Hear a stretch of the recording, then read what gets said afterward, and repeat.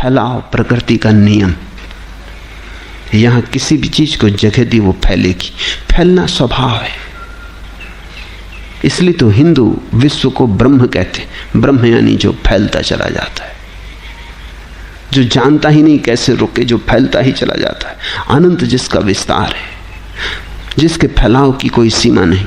यहां छोटी सी चीज पकड़ो, जल्दी ही बड़ी होने लगती है।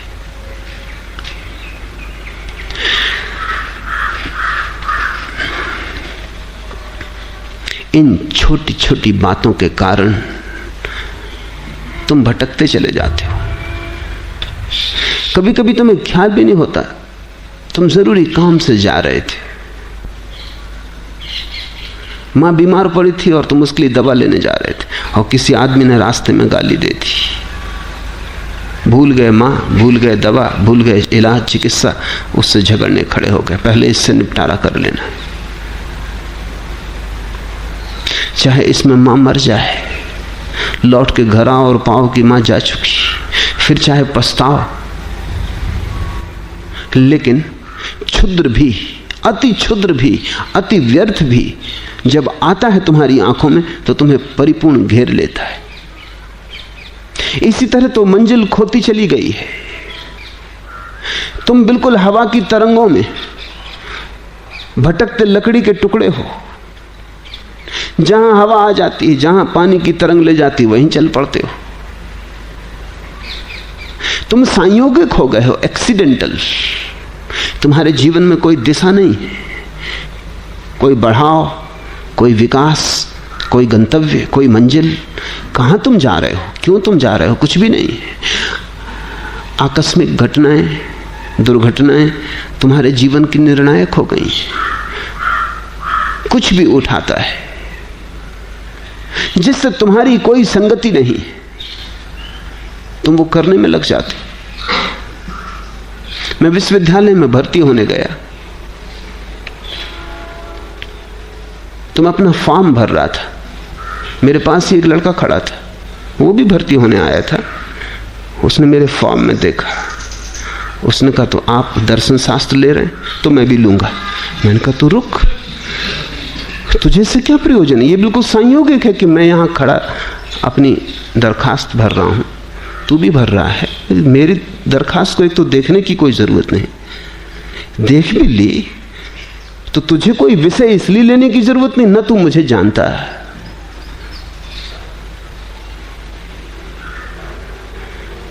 उसने कहा ये भी आप ठीक कहते हैं, मैंने ये सोचा ही नहीं।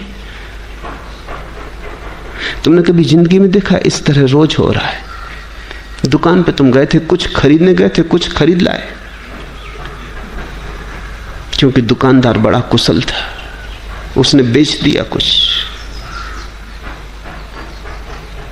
दुकान पर गए थे, दुकानदार ने कुशलता भी ना की हो, लेकिन दुकान की खिड़की में सजी हुई चीजों में कुछ चीज जच गई जिसकी तुम्हें क्षण भर पहले तक कोई भी जरूरत न थी।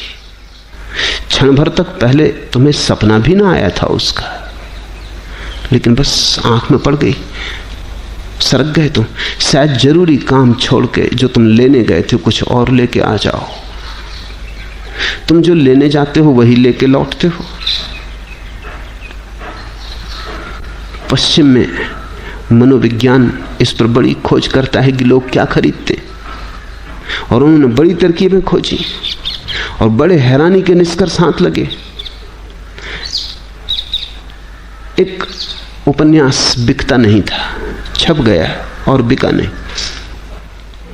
विशेषज्ञों से सलाह ली गई, उसने कहा इस किताब का नाम बदल दो, नाम ठीक नहीं, नाम खींचता नहीं। नाम बदल दिया, किताब बिकी, ऐसी बिकी, लाखों की प्रतियों में बिकी। साल भर से छपी पड़ी थी, कोई खरीदने वाला न था। किताब वही की वही, सिर्फ नाम बदलने से कुछ भी नहीं बदला है, एक शब्द भीतर नहीं बदला है, सिर्फ कवर खोल बदल गई और किताब बिकने लगी। मनोवैज्ञानिकों ने हिसाब लगाया है कि चीजें बेचते हैं तो डब्बे का रंग क्या होना चाहिए, क्योंकि उन्होंने सब रंगों के डब्बे रख के देखे। स्त्रियां खरीदने आती हैं तो वो हिसाब लगाते हैं कि कौन से रंग से ज्यादा आकर्षित होती। कुछ रंग हैं जिनकी तरफ कोई ध्यान ही नहीं देता, अगर उस रंग का डब्बा तुमने अपनी चीज को बेचने के लिए बना लिया है तो तुम्हारा दिवाला निकलेगा। अब रंग से भीतर की चीज का कोई भी संबंध नहीं, लेकिन लोग संयोगिक हैं, लोग एक्सीडेंटल हैं। रंग उन्हें पहले खींचता है। डब्बा खाली हो तो भी चलेगा, लेकिन रंग आंख को खींच लेता है। कितनी ऊंचाई पर दुकान पर डब्बा होना चाहिए तब आंख जल्दी पकड़ में आती? 5 फीट, तो ठीक आंख की सीध में होता है।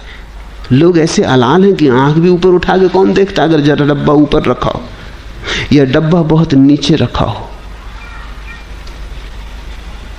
तो अब तो विशेषज्ञ हैं इस संबंध में जो बताते हैं कि तुम जब कोई चीज बना के बाजार में बेचो तो डब्बे का रंग क्या हो, कितने बड़े अक्षरों में नाम हो, कितनी ऊंचाई पर दुकान में रखा जाए, कितनी दूरी पर ग्राहक खड़ा हो, तो काउंटर कितने फासले पे बनाया जाए, बेचने वाला क्या कहे, कैसे शब्दों का उपयोग करे।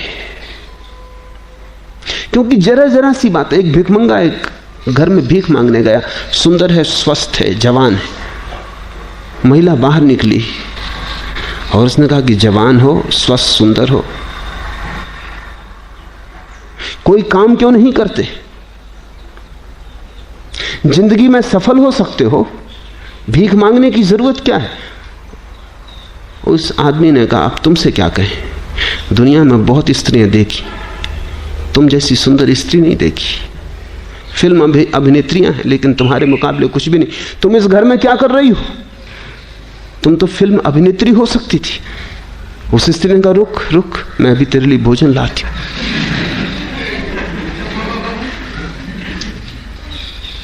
भिखमंगे को भी समझना पड़ता है क्या कहे,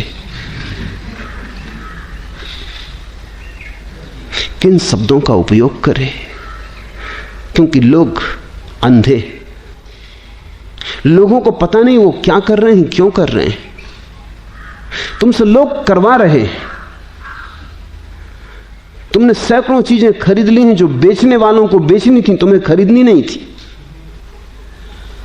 पुराने अर्थशास्त्र का नियम था कि जहां जहां मांग होती है वहां वहां पूर्ति होती है।